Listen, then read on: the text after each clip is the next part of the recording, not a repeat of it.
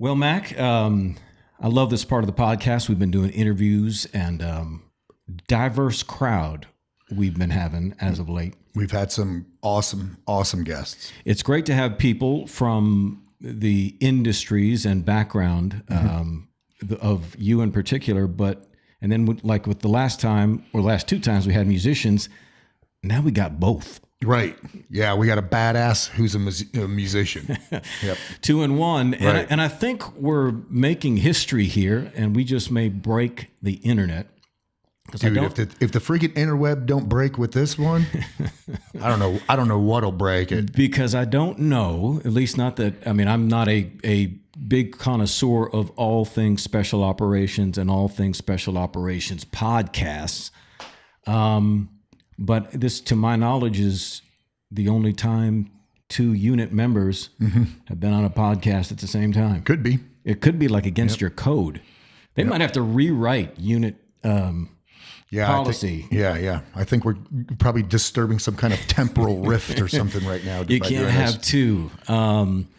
So that's what I'm really excited about today. And we've got one of your former teammates, again, another member of the elite unit, Tier 1, Special Forces, U.S. Army.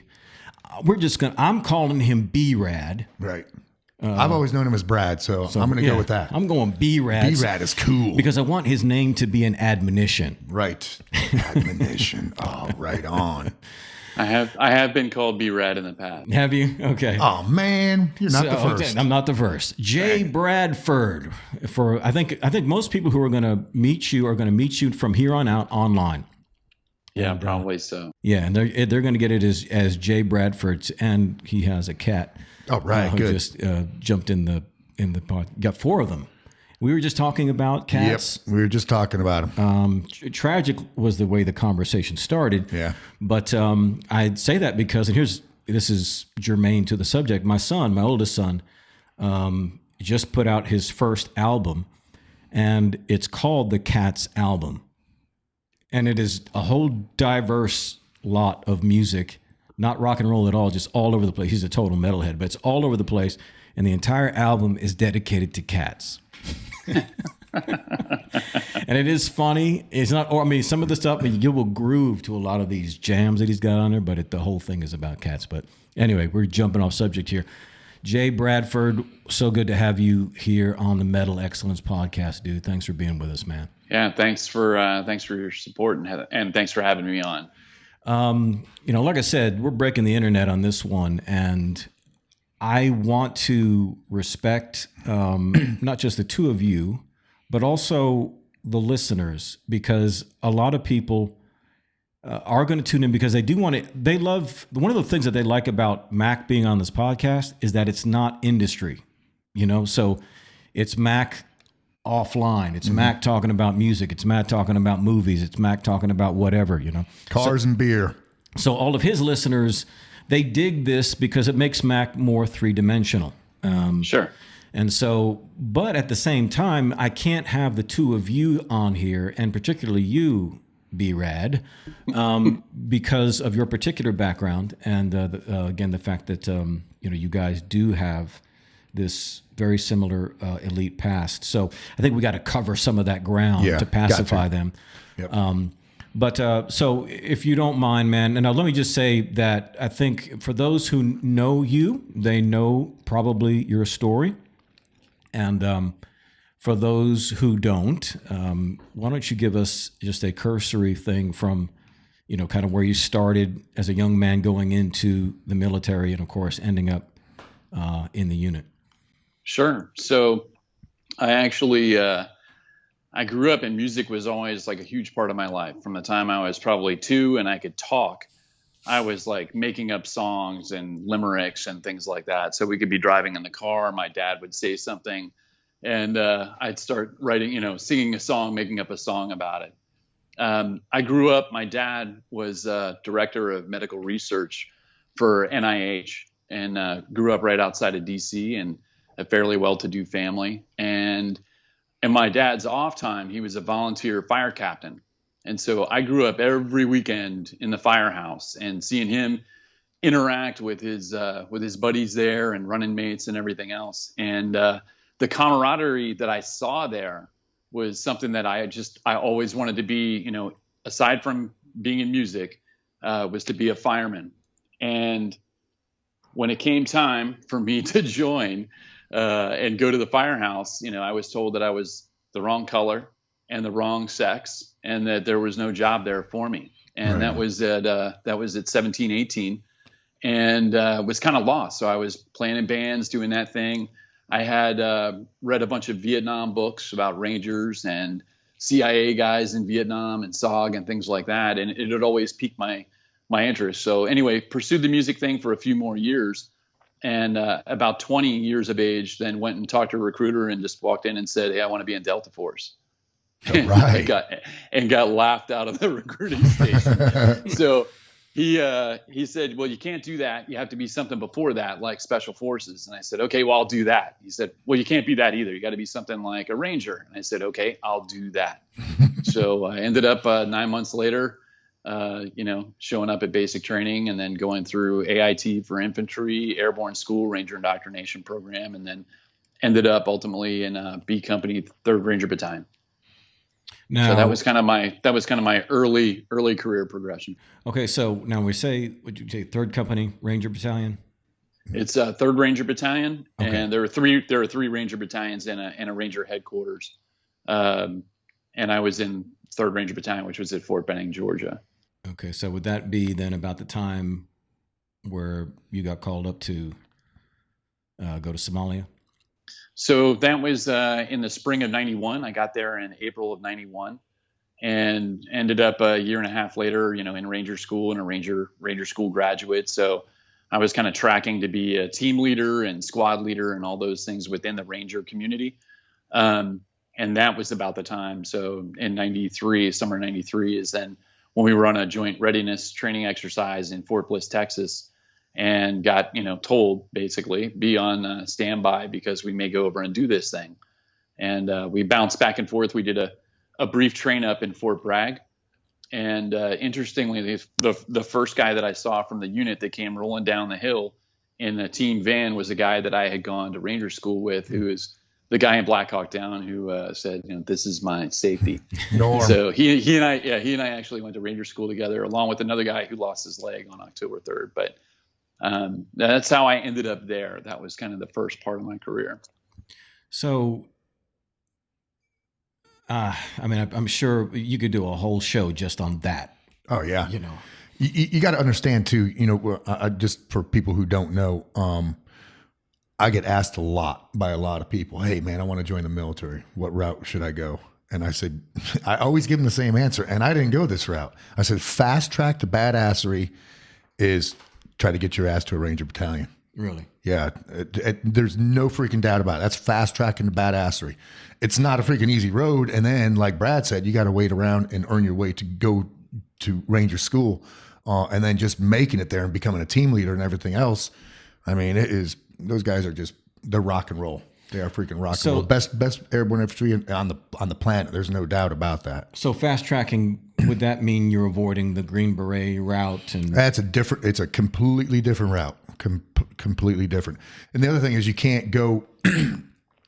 There were certain times and periods and eras where you have to be a certain age or a certain rank to go through the Special Forces program. You can't just enlist for it. I did, but that program was open in 1983 when I enlisted. But it's a completely different route. I never tell anybody, there's a program called SF Baby. You should do that. I always tell them, go Rangers, man. If you want to be a badass tomorrow, that's the route. Well, that's the route you took. Yep. But I was a complete moron when it came to the military. Nobody in my family, had been in the military. I didn't know anybody in the military. Yep. And so I literally had not the first clue when I signed up, other than, hey, I want to be the best at whatever it is that I do. And that's kind of, the way I carry myself to this day is I'm going to put my best effort into anything that I do. Right. So when I went to the recruiter, what's the best in the military? What's the best the military has to offer? It's Delta Force. So that's where I want to be. I didn't even think about how hard it would be to get there, or, all the struggles and sacrifice and years just to get to that point. I never thought about that once. And then it came across some adversities. Like when I was I just started AIT, which is like your individual MOS training, right? And I was infantry guy. Desert Storm kicked off. And so literally every guy in my basic training company that didn't have a Ranger contract or some sort of assigned airborne contract got switched to mechanized. Wow. And literally, these guys were told, hey, just volunteer to go airborne and then volunteer to go Ranger. But you also get this you get this enlistment bonus. And if you get a contract, you don't get the bonus. And that was anyway. So all of those guys got switched and turned into mechanized, and guys that really probably would have been great Rangers, but ended up, being pretty kicked in the nuts about the whole thing, and ended up needs of the Army and sent packing. Bummer. Yeah. So, again, jumping ahead there, that few years, what are your thoughts, about this potential hunt for a deed over in Somalia? Obviously the unit guys have some concept of snatch and grab and these kind of things, but you guys are trained for war more so than that sort of thing. But obviously there was some preparation that had to go down, right? I mean, you got to, for a whole so bunch. we did about probably 10 days, either 10 days. I can't remember now. But easily a week's worth of kind of train up. And during the train up, my platoon was tasked with a specific mission. And then literally our platoon leader and our company commander, who was a complete fucking douche, had an issue. And my platoon leader was a former enlisted 1st Ranger Battalion guy, and got out like as a squad leader and then became an officer, and just didn't kiss the company commander's ass. So we got stuck performing a mission in combat that we had never performed before. Wow. Hadn't rehearsed, had privates driving vehicles in combat for the first time under night vision, going on our first mission out the gate. So anyway, and Matt can speak to this too, but the military was different back then. I mean, this was a peacetime army. It wasn't the same, nobody felt like we were going to be in a conflict. When we went to go do that, I don't think people felt like we were going to war. It was more like, hey, the president wants us to, protect the aid and relief that's being sent over to the Somalis, and they're killing people to get it. We're going to, capture all the bad guys that are in charge of the bad guys that are doing all that stuff, and it'll be done. So, and as a young Ranger, the amount of information that I got was completely different than the amount of information that maybe somebody that was a unit member at the time or, senior enlisted in the Ranger Regiment. Completely different amount of information. So how did that go down for you, Mac? I mean, obviously everybody heard about it, right? Yeah, I was in B Squadron at the time. In May of that year, we got alerted, and we did. We knew exactly, and it was an easy mish initially, because it was just one guy. It was. I won't go into the TTP that we were planning, but it was pretty freaking easy. It was not a big deal. And then we did 3 weeks of train up before we were going to go. And then it got pushed, and then it got pushed, and then it got pushed over and over and over. Clinton administration, Yeah, sure. So he was just wagging a finger at him, warning him, we're going to come get you. I swear to God, I'm going to count to 3, 1, 2, 2.5. And it just went on and on and on. And meanwhile, they're prepping, while we're sitting around on our thumbs. But no, we knew the whole layout and what we were getting into. But like Brad said, they're getting told, hey, facing this cardinal direction, secure that this intersection, and here's your rules of engagement. And even those were probably extremely cloudy for you, I would imagine, even like rules of engagement. So yeah, it was a completely different time, peacetime army. So Brad, what was your for most of us, we either have the book or the film to go on. So you got guys, obviously everybody had to rope in. right? Not everybody. So I was initially, this is what I was saying, initially during the train up, my platoon, because of what our job and responsibility was within our company, like when we performed airfield seizures or other things, which were kind of our bread and butter mission, my platoon was always the platoon that jumped in.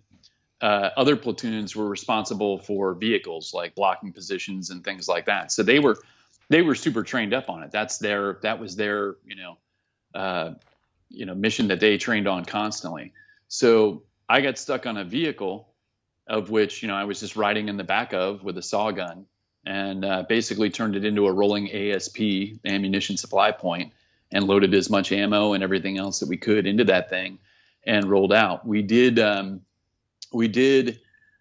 of the things I think that's missed in the book and movie, and because it's just focused on the one day, is all of the things that we did and all of the good things that we did before that day that were incredibly successful.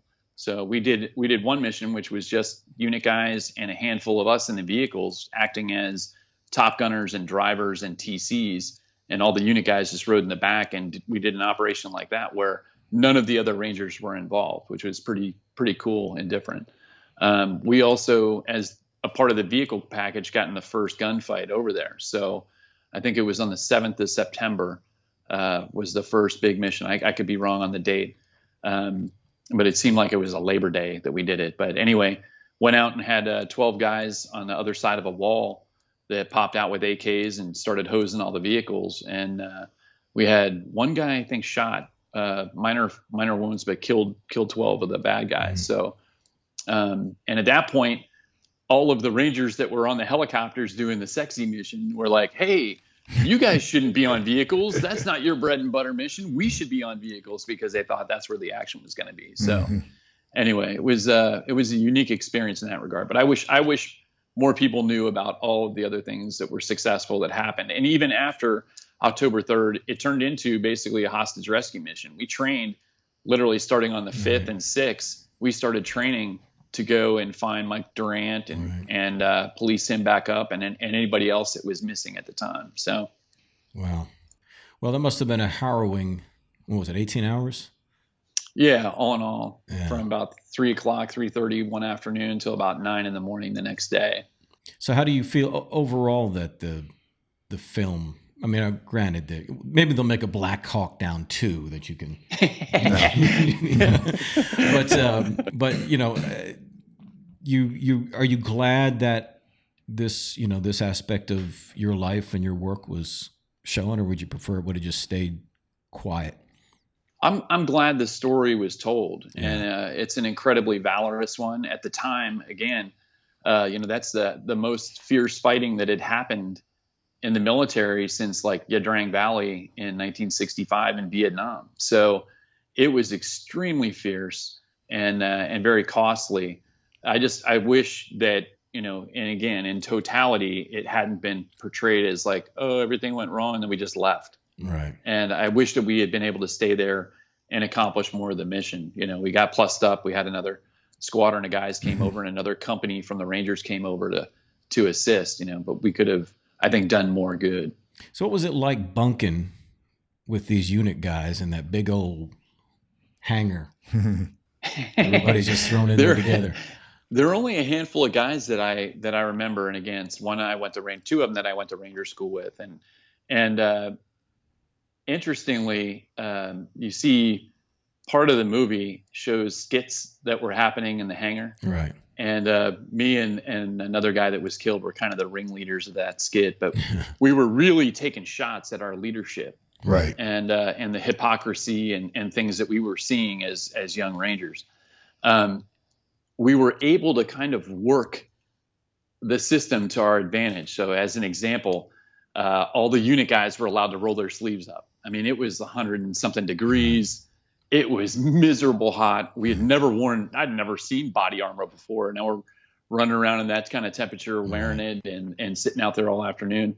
They were allowed to roll their sleeves up. As minimal and as crazy as that sounds, just for us to be able to go out and roll our sleeves up would have been a huge motivator. This is back in the days of blouse your boots, your uniform is pressed and your hair is perfect, and et cetera, et cetera. Anyway, so we weren't allowed to. Our company commander was like, no sleeves down. We're Rangers. We have discipline, not like those long-haired, undisciplined fucks in the unit. That was kind of the mentality at his level. So we were able to talk to some of our buddies at the unit who were able to talk to the psych at the unit, who was able to kind of come full circle back to the Ranger leadership and say, hey, maybe you ought to throw your guys a bone. Let them roll their sleeves up. Let them relax a little. If they have their hands in their pocket, don't go crazy. And, make them do push-ups and all kinds of stuff like that. But anyway, so and I remember two guys, Tom Satterley and Kyle Lamb, specifically in the hangar. They both had some pellet pistols, and we had these low-flying pigeons that would swoop from one side of the hangar to the other over top of all our cots. And the two of them would be sitting, you'd hear in 5 a.m, the sun's just cracking up, and you'd hear and they would shoot these pigeons to the point that they would get so heavy with pellets that they would finally crash into somebody's bunk as they were swooping back and forth. And it's just stuff like that. But anyway, there were a lot of good times. I mean, that's some serious temperature, but I can't imagine unit guys not wanting to exercise out there. Yeah, they were doing it pretty hard, as were we. Every morning. I think Sunday, if I remember correctly, I think Sunday was our day off, and that was the only day where we weren't doing physical activity of some sort. Right. Back in those days, nobody had any idea of what real physical conditioning was like. I got my dick run into the dirt every day, that I was in the Ranger Battalion until the time I left. It was run as fast as you can, do as many pull-ups, push-ups, dips, rope climbs, stuff like that every day. No recovery, right? No maintenance phase, no anything. It just weren't smart about things back then. Hence the fast track to badassery. Yep. I guess. Okay. Yeah. So what would, for somebody to have to contend with that level of intense firefight for that length of time, which gives you obviously, and I want you to talk about that here in just a minute, but that's going to do a mind job on somebody, because you got not only do you have a whole lot of time to be terrified, but you got a whole lot of time to think about some really serious things, because you're probably guessing, listen, I'm watching people around me die. It didn't go as smooth as these other things. So I don't know how we're going to get out. I don't know when rescue's going to come. We've got helicopters that are down. I mean, you're thinking now, okay, I may not get out of here. I probably won't get out of here. How do you contend with that? Because again, I realize you probably had a little downtime at some point, right? Or was it? Yeah. When you might be hiding behind something for a while, and it gives you time to regroup and think. You don't have the adrenaline going on, but man, how do you process during all that? It was surreal, and again, the amount of training that we had at the time was incredibly small compared to once I got to the unit, the amount of training that you get there, and just the realism of the training and shooting real bullets and everything like that. You didn't really do that in the Rangers at the time, and they didn't have the budget for it. It wasn't something where you had the same amount of money. I was, as a part of the vehicle package, went in on the initial mission, had to fight our way to the objective. Before we even got to the objective, I got left by my vehicle, which moved down the road about 800 meters maybe, and ended up, me and one other guy made our way down the road 800 meters. I don't know how we lived through that, but made our way down the road. And as soon as that started happening, vehicle gets hit by an RPG, and things just started to compound. And I've got no radio. Not everybody had radios back then. We had a radio in our vehicle, had not the first clue what was going on. I finally got linked back up with my vehicle, and that was at about the point that I started engaging people, and had figured out that initially I didn't even understand there was no hearing protection back then. Nobody wore earplugs. We were just, man, you couldn't even hear what was going on. So I got back to my vehicle and understood that the snap of the bullet was actually the bullets coming by me. I thought it was the report of the weapon. And I even yelled at a buddy of mine, Dominic, who was killed a little bit later, maybe 30 minutes after that. I yelled over to him and I said, what are were they shooting 22s at us? Like, just because you're hearing the crack, you weren't hearing the actual report of the gun. And but we didn't even understand that, for a good bit of the battle, at least initially, didn't even understand that that's what was happening.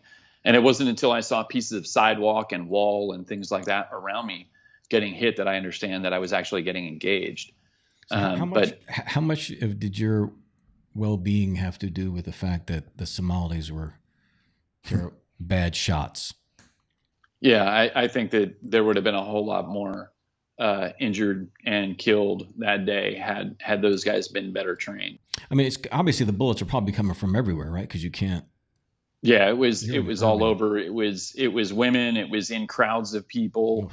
It was using people as shields behind vehicles, through vehicles, out windows, from rooftops.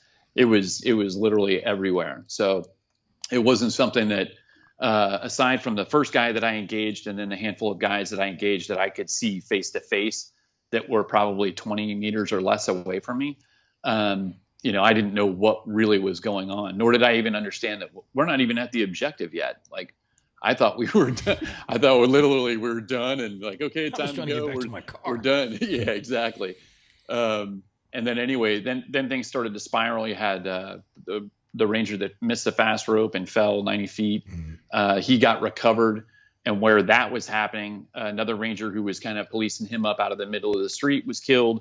And so now we got tasked to move. I have no clue this is going on, but we got tasked to move to that location to police those guys up, throw them in the back of a cargo Humvee, and then exfil them back to the hangar. And so that's kind of where I ended up. So rolled those guys up and then started the drive back, which turned into about a 45-minute rolling ambush. Every turn we make was something different, and more people got hurt and more people got killed along the way. And then ended up back at the hangar. And so when I got back to the hangar, as an example, I thought the mission was over. I thought we had exfilled. I didn't know that we were, that there were other things going on in the city. The Blackhawks hadn't crashed yet. None of that had taken place. So in my brain, I was like, well, that was fucked up. I lived. I don't know how, and here I am. So you did make it back to the hangar. Yep. But everybody went right back out, right? Yeah. So we basically turned around and within maybe 10 minutes, 15 minutes was when the first helicopter crashed. And we're told, hey, a helicopter crash. You guys are going to go out and look for the down helo. And so we're like, you're going to be kidding me. Like, we just lived through that. Nobody's going to live today. And I loaded up as much ammo as I could possibly load up. And that's where, interestingly enough, kind of my musical past kind of reconnected with me and was in the hangar, totally scared to death. I thought everybody was going to die. I had seen my two best friends killed. And Alice in Chains' Rooster came on the radio in the hangar. And I basically told myself, like, you're the rooster, man. They're coming to kill you. Just be the rooster. They can't kill you. And just had that playing in my head. And that was really what gave me the motivation and a lot of the courage to go back out there and do it again. Dude, if you would have been a disco fan, you'd have never made it back. Nope. Depends on the song. Rock and roll got you through. Man, I want to follow this story, but I know we're limited on time. What possesses someone then who goes through what you went through and decides, okay, that is something I'm glad I survived. Hope I never go through something that, again, I'll do my time and I'm out. But no, you end up going into the unit after that.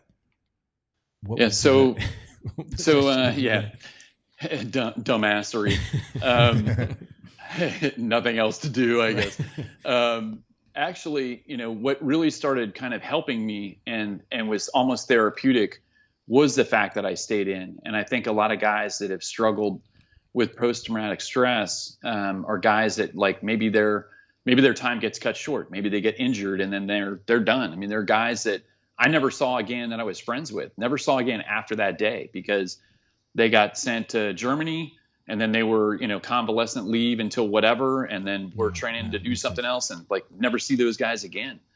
And no internet, no cell phones. I don't have dude's contact information for wherever he lives in, Texas or whatever. So it wasn't until some of the reunions started happening that I saw guys again. But anyway, for me, it started happening right away when we started training up. So I went back out 2 more times that day, stayed out the entire night, made it back to the soccer stadium the next morning, where everybody kind of, got everybody reconsolidated and reorganized, and got all the wounded and killed in action, medevaced out and sent out.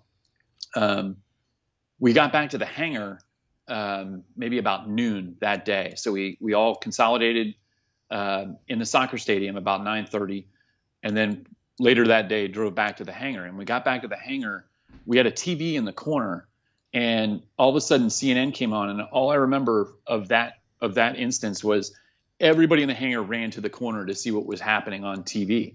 And we saw guys getting drugged through the streets. Oh boy. And we had, like, as an example, I had no idea, nor did anybody that I was with have any clue that Mike Durant had been captured, or there were guys that had been killed and were being drugged through the streets televised. Nobody had I didn't know, oh, there's still guys out there that are hurt and killed. Nobody had the first clue. And then the political process started. They brought over Robert Oakley, who I think was maybe Secretary of State at the time. I'm not up on all that, but he came over and started bartering with the Somalis to, get Durant back, and also to turn over bodies and things like that. But the next day we started training to go back in and rescue Mike Durant. And that to me started the kind of therapeutic process of, hey, it's not all going to be like that. Every mission is different. Every mission is unique. And although you've had this experience and, didn't think you were going to make it through it, and kind of came to grips with, okay, my days are over. It's okay to kind of move on and stay with it. Right. And, so anyway, within a year, we were gearing up to jump into Haiti for the big mission that never happened. But we're literally on the airplanes, loaded up, parachuted up, getting ready to fly down to Haiti and invade.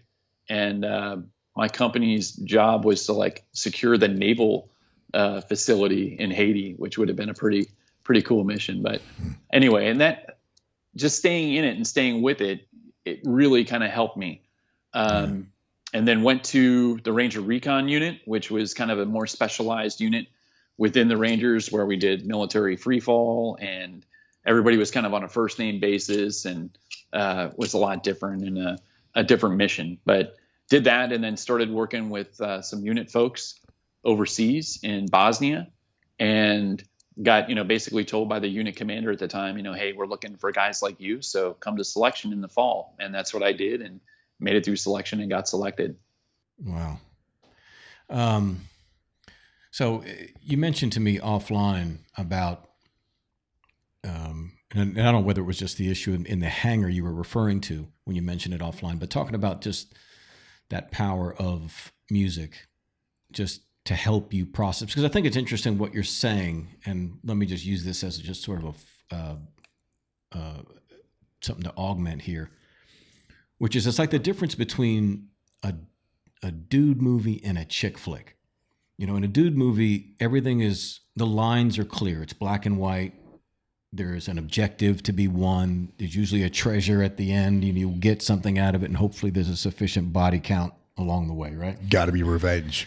Revenge, exactly. And then, you like Man on Fire? Oh, yeah. Oh, yeah, yeah.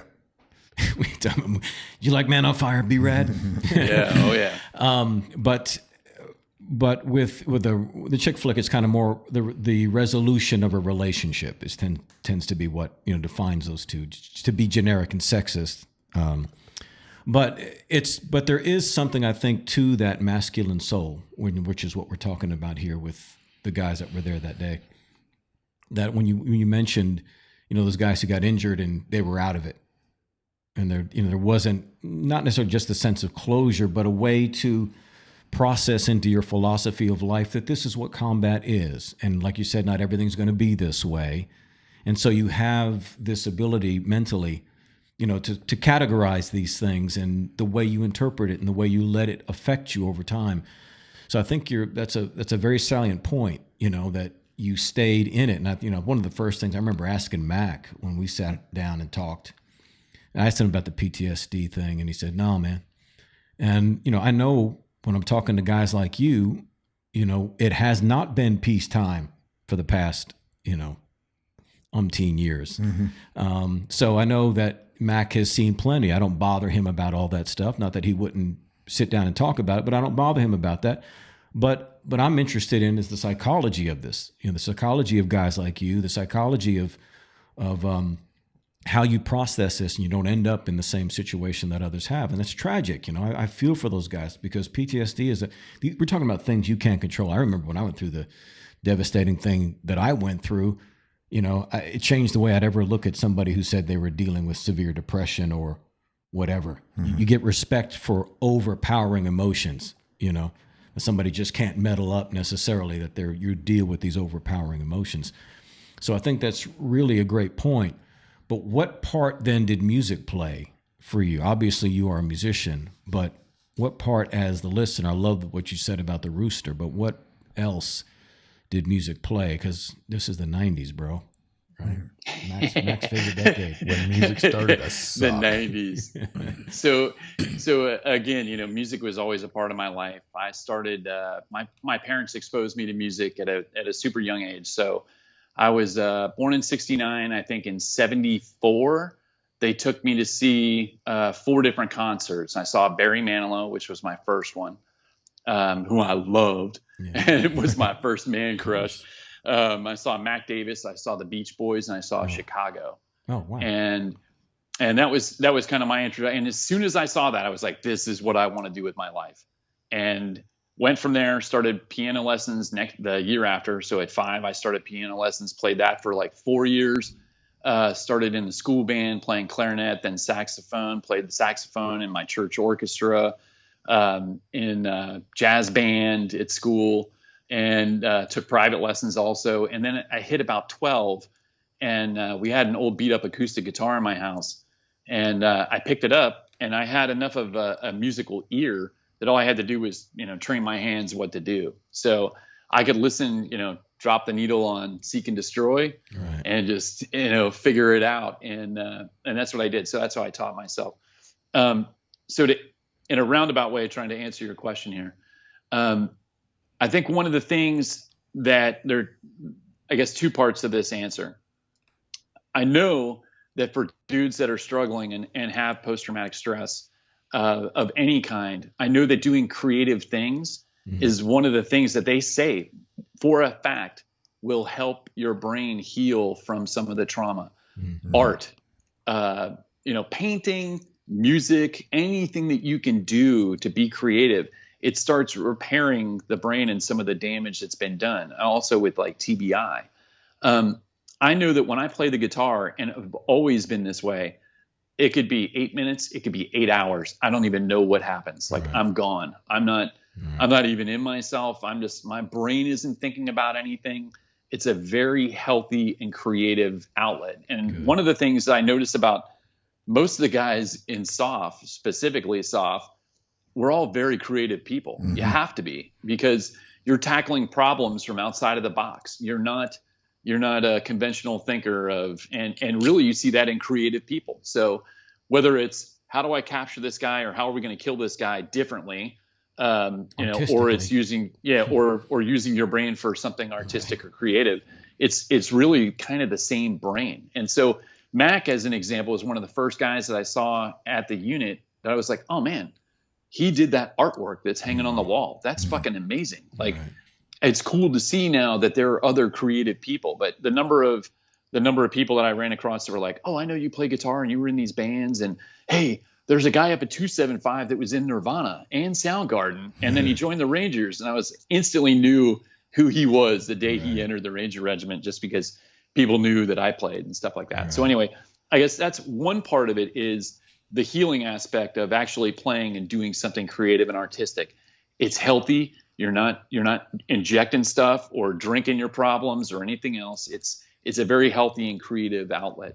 And the second is, for me, it's and the guys that I see that are struggling, It's that they have a lack of purpose. And if you think about it, like, we work for the president at the unit. You're being told, and you're doing things that are so incredibly secretive. Your family doesn't know what's going on. And you're living this stuff. You're living history before anybody in the world even knows what happened. Right. And it's an incredibly important role, mission, and everything else. And all of a sudden to have that turn off, whether it be retire or whether it be just ETS out of the Army or military, all of a sudden your identity, this thing that you've sacrificed years to become. I mean, it took me 8 years of sacrificing to get to the unit. That was just to get in the door, and then to stay there 12 years to perform, to not be, sent down the road because I wasn't performing. It's a hell of a feat, and it's a daily struggle. Really is. And Brad, you can't do that one justice. I mean, I hang out every once in a while with a couple of guys who are still unit members, and they remind me, hey, you are 0.001% of 0.0001%. Yeah, because a lot of people don't realize that, that making it is one thing, but sustainability in a place like that, being able to stay there and become a team leader and that kind of thing, man, you are always on the bubble, always. And the saying, Mac, it was like we would roll into work and the phrase was always like, man, I hope my badge works today. Yeah, and opens the door like, you don't know, it's like, yeah. I hope I did enough just to stay here, and prove myself so you enough did just to always stay have here. that? Yeah, and there was a bunch of things like we used to say, "Man, I'm working my ass off to be mediocre here," shit like that. Just to be the gray man today. Yeah. So I mean, but it's unspoken? There's this unspoken. I don't want to say no. It's not that. That you're always on the bubble, and if you fuck up, there are consequences. The unit had no quorums about firing your stinking ass at any time. I mean, they didn't need that kind of baggage. Wow. Well, I can understand that. And ultimately, it's a national mission force, right? And its mission is more important than any one unit member is. So it's got to protect itself. If something negative happens, they're going to separate from that individual immediately. And they don't need that scrutiny. That's not what it's for. But ultimately, again, it's like, and you get told the day you show up, it's like selection is an ongoing process, right? Mm-hmm. It's not. People ask me all the time, "Hey, what's it like to achieve your goal of being in the unit?" Well, I don't know. It was a struggle just to stay there, you know? And it was a struggle just to stay there as long as I stayed there. So, and then all of a sudden it's over, and it's like, "Hey, happy retirement, thanks." See it. Don't let the door hit you in the ass. And it's a machine. It's moving on, and it rightfully should. But think about the individual that has to prove himself every day, and reprove himself every day just to be a part of this machine and the importance of that machine. And it's gone. Everything you sacrificed for, everything you identified with for, at least me, 21 years and 20 years and 18 days. And for a lot of guys, a lot longer than that. Everything you have identified with is gone. It's taken away from you. It's over. So what am I now? Who am I now? I used to be that guy. Do I want to just talk about the guy I used to be, or do I want to go out and do the next thing? And so for me, it was, I want to start a new chapter. I want to do new things. And, here's a way I can find purpose and finding a creative, healthy outlet for all of that negative shit that you've had to deal with for the last however many years. I'm glad you brought that point up, because that's a sticking point with me too. And we talked about it on this podcast. There's those rest on your laurels motherfuckers, man. I hate those guys. I mean, yeah, I did some cool shit yesterday, but I'm a bad motherfucker tomorrow. Well, that's right. I'm going to make shit happen. I'm going to help people out. I'm going to make something of myself tomorrow. Yeah. And that's interesting because, and you're doing it without the community. Yeah. Now you're doing this on your own. So that's a different thing. And the people that you do have around you, you're going to have to be more tolerant of, right? Because they're not in that mindset themselves, and people that you care about, et cetera.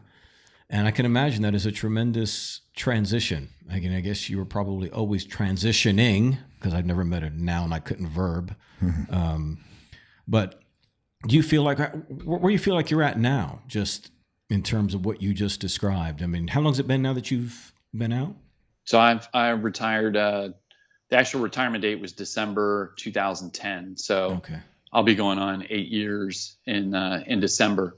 And I'll tell you, I never really struggled with the identity thing. And I think there are two reasons for that. One, I never fully identified myself as only a Delta Force operator, right? Like, I'm more than that. I'm a musician. I'm a father. I'm a husband. I'm a creative person. I'm a brother. I'm a son. I'm all of these things. And just to be good at being one thing doesn't mean that you're great. Right. And I've seen a number of people that were the baddest commandos ever that were complete failures as every other aspect of their life. A drunk, screwing everything under the sun, horrible father, didn't spend time with their family, whatever, Right. But I never 100% identified with just being that. And I think that when I transitioned away from that, it was easy for me to pick up the things that I had always been. Okay, now I put more emphasis into, whatever. Ultimately, for me, and what I've found is that having a purpose and a real sense of purpose is the thing that really gives you like the release. Right. And for me, giving back to the community in any way, shape, or form that I can has been incredibly helpful. And that's something that I can put, an effort and emphasis into. So, that's how this whole music project, at least what I'm doing, came about. And every Friday night, my wife and I go out and we have like a, date night. We have some drinks and then we go out and have dinner and we talk. And I would tell her for the better part of 3 years, every Friday night, I'm like a ship out on the ocean. I'm just looking for the light. Like, just tell me what to do. How can I contribute? How can I help out? Oh, another person killed themselves. Oh, I talked with this dude. He's all fucked up and a complete drunk, like needs help. Like, how can I help out? What can I do? And she says one evening, she's like, you've got this music room with full of gear and equipment. It's a shame that you're not doing something with it. Right. And all of a sudden the light bulb went off. Click. And I was like, ding, that's it. So I'm going to get together this group of amazing, fellow veterans, and we'll put together an album. We'll release it, and all the proceeds from the album will go to 2 different soft charities. And that's kind of, why I'm here and what I want to talk about. Dude, I just got goosebumps because that's cool as shit. Yeah, that's really badass. That is really badass. And how about women, bro? The voice of wisdom. Oh yeah, no kidding. No. Yeah. I get it. I get it from Rebecca all the time. Why aren't you doing this? I'm like, oh my God. Did you just have an epiphany for me? Damn it, man. I thought that was the epiphany person. That's right.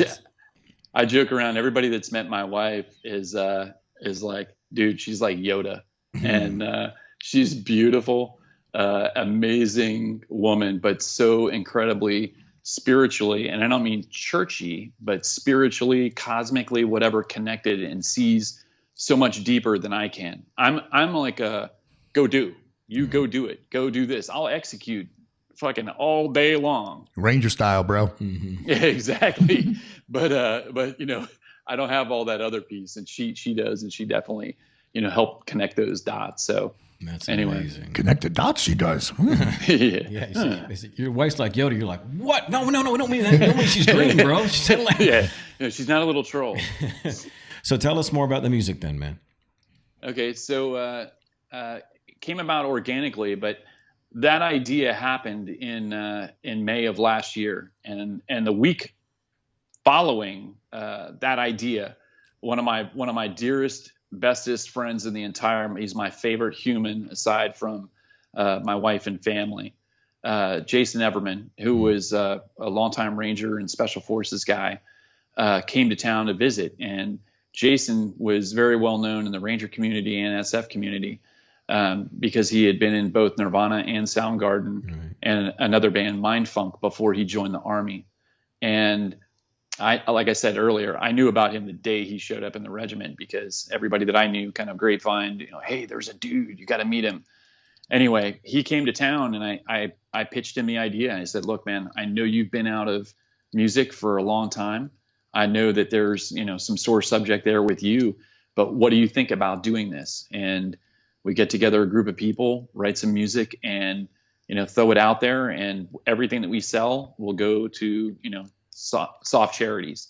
And he was like, I'm 100% down with that. So Badass. From there, I started building my social media, which is kind of like I haven't made the transition fully to like a band page, but people just started hitting me up. Hey, how can I help? What can I do? I'm a graphic designer. Do you need this?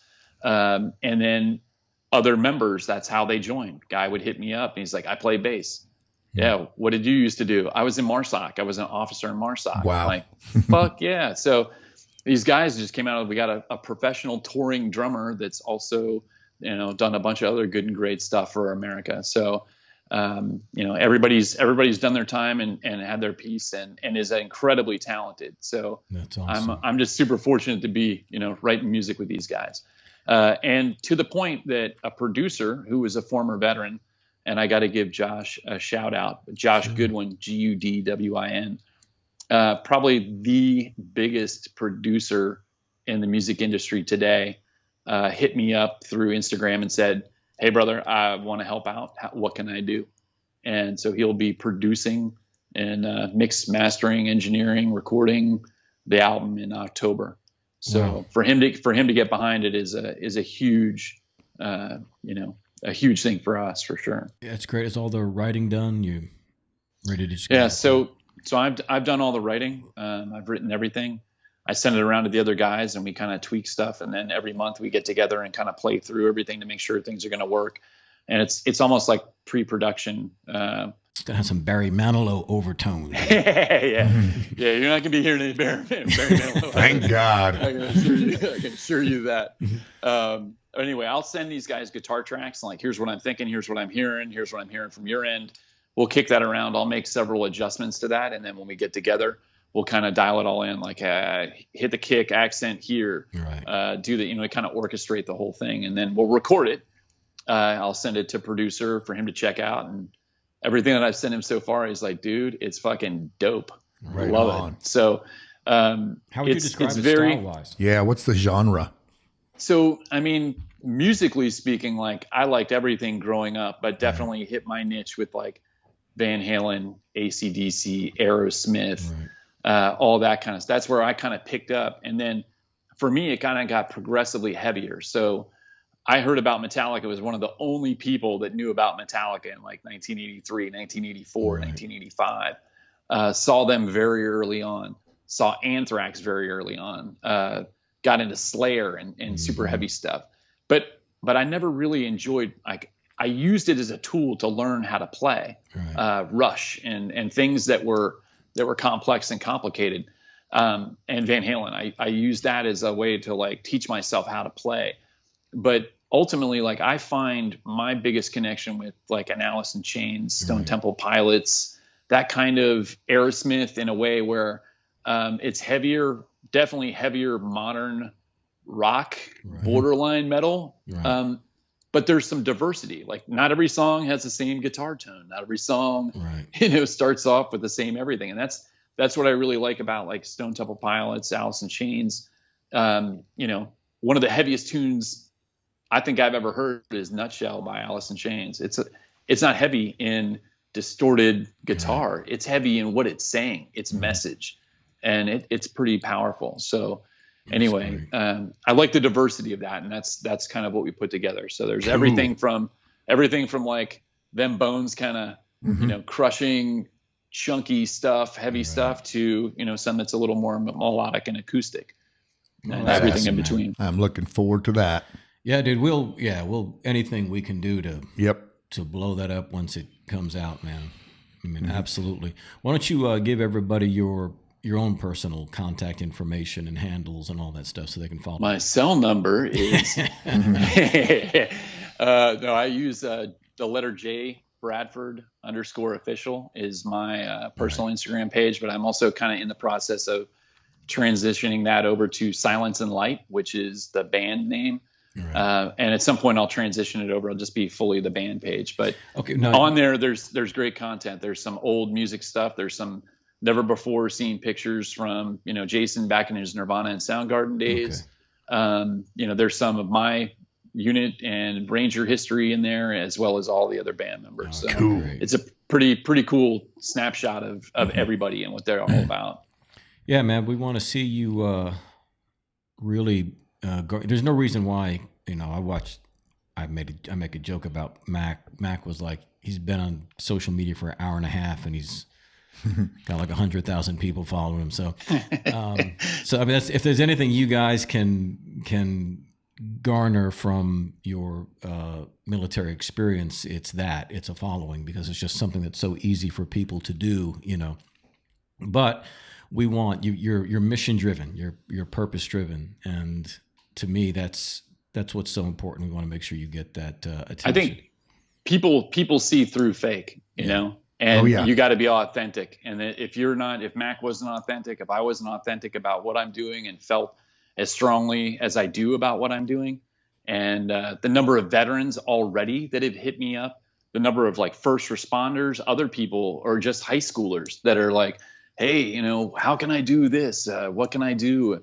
It's incredible, absolutely incredible. And so in that regard, it's already, giving back. It's already started that whole process of giving back to others and helping people out. So that's good news. If you're fake, man, it's instantly recognizable. And I think that's why people tend to bug out on guys that they see through, Wow. Well, man, God, there are so many things we can talk, and you're a talker, and I appreciate that. It's great to have somebody who can communicate, But I know you got another podcast that you got to do, and we may hit you up again sometime down the road, maybe once the record's out and whatever, and get some more input, and do focus a little bit more on the music end of things. Obviously, again, I think a lot of people plugged in once I announced this show. This episode, they're excited about you two guys being on the same show. And I think what you described is what they want to hear. We haven't had any me and Mac's story. So I got one I got to share. Oh, damn it. That's what'll complete it, and probably never ever heard before. But I'm brand new, walk into B Squadron. So I was one of the first guys, because I got in some trouble early on. I was one of the first guys ever to be in 2 squadrons, and initially started in B Squadron. And Mac was across the hall in B1, and I was in B2. And he comes across the hall one day, and it's like lunchtime, and I'm in my team room by myself, like probably taking the trash out and, doing my bitch work and everything else. And he comes in, he goes, "Hey, man, get your shit. Let's go spar." And I was like, yeah, like, you see me, I'm like 180 pounds, and you're a fucking beast. Like, yeah, no, that ain't happening.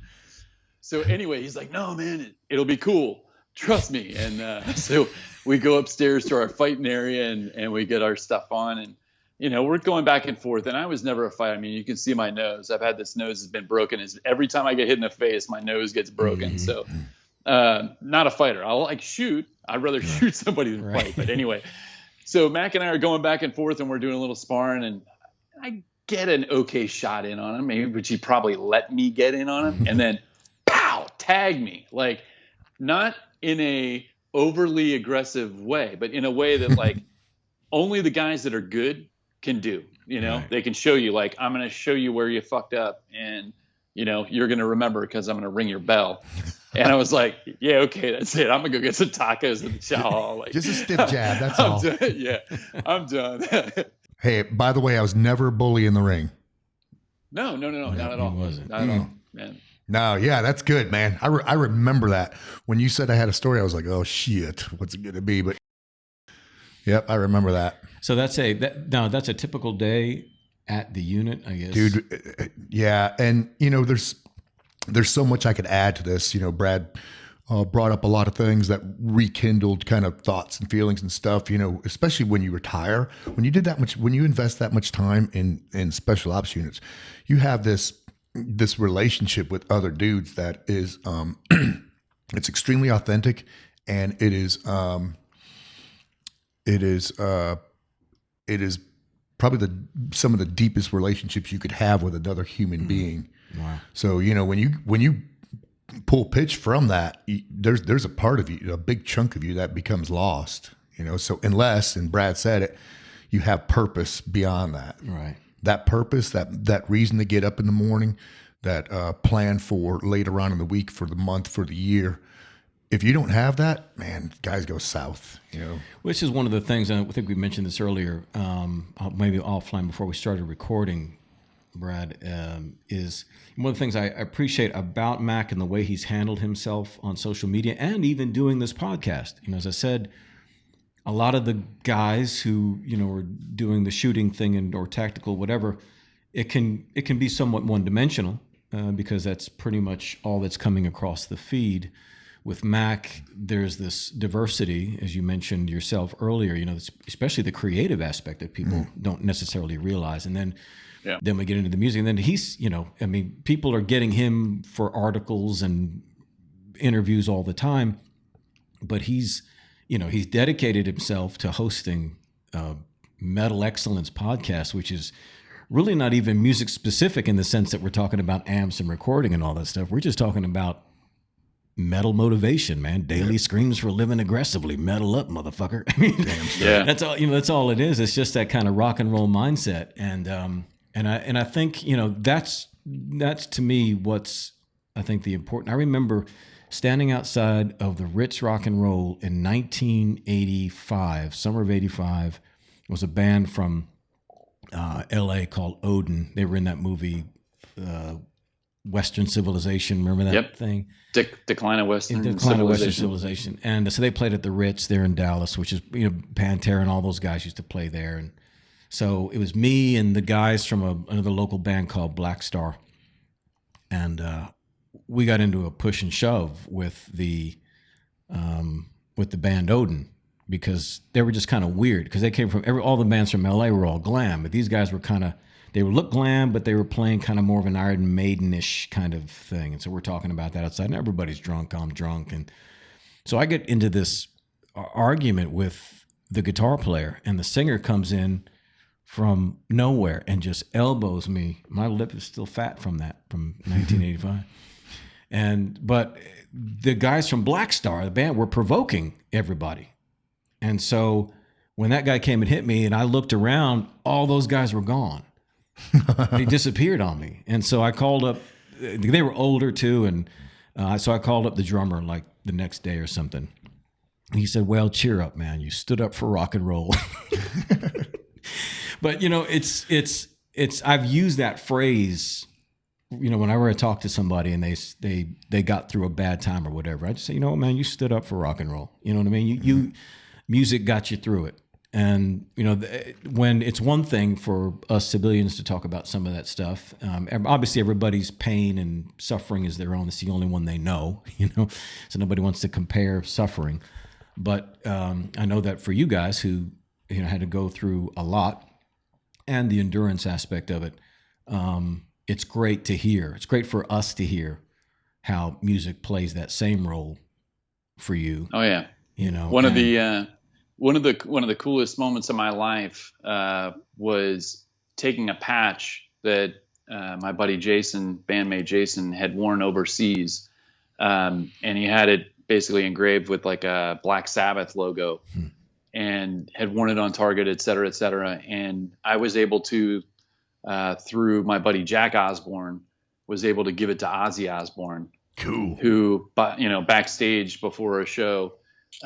Who in turn gave one to each member of the band, and Geezer Butler actually had it sewn onto his shirt and wore it for the show. Right on. And all I could think was like, and I told Ozzy, I was like, dude, if you knew the number of times that like some of this shit was coursing through my veins as I'm riding on the outside of a little helicopter to go fucking land on a rooftop or something else, and like what that meant to me, and just to tell you what that meant to me and all my buddies was absolutely an incredible and powerful moment. I think I've got pictures of that on my social media, but anyway, that was pretty cool. The other thing I'll share, just because we're talking about music, and I don't know if you guys are short on time, I can probably extend if need be, but the danger that used to be in rock and roll is gone. And that's something that, you know, I grew up with like stage diving and motherfuckers like breaking arms at a concert and losing an incredible amount of hearing. But anyway, just the danger that came with shows, it was just a totally different atmosphere. I was at a Mastodon show a couple months back, and I see this great big dude just like makes his way right up front, and he's got earplugs in. And I was like, I get it, That's not an irresponsible thing, but like, dude, we're in a rock show, man. Right. Like, this is balls out. Like, I want to feel the guitar hit me in the chest. That's the way I like it. Yeah. The louder, the better. Hey, I got to punch a dude out at Slayer last month. Did you? Oh man, that's awesome. Well, a little bit of danger there. Yeah. Well, from the old school guys. Dude, he needed it. Yeah. He needed it bad. And yeah, I was everybody's champion. It was definitely a different era, and it gets into your soul. It's funny because you can look at some of the guys we love and worship, wore makeup and costume and all that sort of stuff, and it's long hair and whatever. But at the same time, there's that, I don't know, it's like the pantheon of gods, man. It's something that it just still appeals to that soul, and it carries you through. These guys are icons. Isn't it great though that all the biggest and the baddest of the bands that we know and love are so supportive of the military? Yeah, that's pretty awesome. You know what I mean? Mm-hmm. We're definitely not a hippie generation, and they have tremendous support, and so I think that's pretty cool. It's interesting when I think about heavy music and you think about dudes, like, I'm not going to name any bands because I don't want to throw anybody under the bus, but like, dude, you guys play guitar.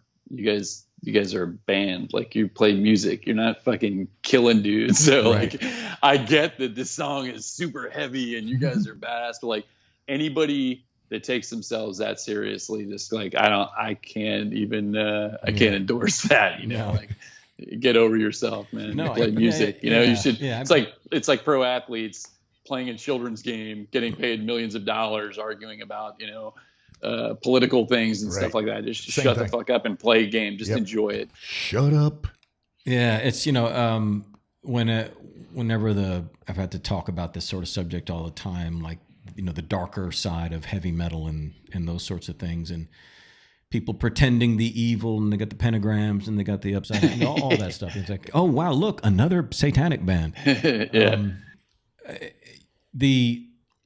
Nobody is really evil, and I think that point has to be made. Okay, none of you guys are evil. Okay, you want to talk about evil? Let's talk about young children being sodomized. Let's talk about women being abused, and let's talk about, if that's what you're into, then be evil. Get out there and be evil. But cutting off a head of a pig and hanging it up and putting on corpse paint and the upside down crosses and putting yourself out there as a badass, no, man, that's vaudeville, bro. That ain't evil. And because I know if I broke into your house and stole all your gear, you'd be as pissed off as anybody else would, and you'd be calling it evil. So exactly. I think I think we all need to take from it what we take from it, and it's what that music speaks to us and what it does to us. And it's obviously technology is changing a lot of the fabric of things. And like you said, it's a different world now. We're all post the tobacco revelation. So yeah, now you're going to see a big guy wearing earplugs and everybody being safe and whatever, because we've all learned that there is danger to these things. But for some of us, it's just like, man, like when I went to see Creator, you want to talk about a loud band, bro. I know Motorhead likes to brag about their being, but dude, you go to a Creator show, especially in a smaller venue. Oh my God. You couldn't wear enough earplugs, but that's the first time my ears rang for like 3 days. I never had it last that long. I saw Anthrax. I saw Anthrax in Hammerjacks in Baltimore. Day before I graduated high school in 1987. Wow. And I couldn't hear them call my name during graduation. I mean, I lost that much hearing that day. No joke. To this day, hands down, the loudest thing I've ever heard. But awesome, absolutely awesome show. Now, okay, so 87, you saw them, because I used to live in New York, and I would go back, and once I moved to Texas, I would go back every every summer to see my dad who lived in Westchester. And so what we would do is back during times of, the new wave of British heavy metal, Metallica was just, I think, just coming out. So we would take the train to go to L'Amour's in Brooklyn, and then I would go to the one in Queens. Did you ever get around any of those bars? Because it was a pretty cool scene at that time, man. Nope, no, because I didn't grow up New York where I live now. So I grew up outside of DC. Oh, okay. And so I saw like 930 Club and 930 Club and stuff downtown, or Meriwether Post or Cap Center or Hammerjacks. That was the big place. Wow. Yeah. Good times, man. Good days, brother. All right. Man, thank you so much, B-Rad, for being with us on the Metal Brad. Excellent podcast, dude. You rock, bro. We're going to get some information out for you. Awesome. Well, thank you guys for the support. Thanks for your time, and thanks for having me on. I appreciate it. Absolutely. Awesome seeing your face again, man. We got to reconnect sometime. He's like, I want to punch it. It's good to see your face. I want to punch it. Yeah, just keep away from this here, man. Just give me one of those bars across. Yep, that's right. Big gigantic face mask. Rock and roll, brother. All right, man. You guys be good. Yep. Take care, man. See ya. Bam.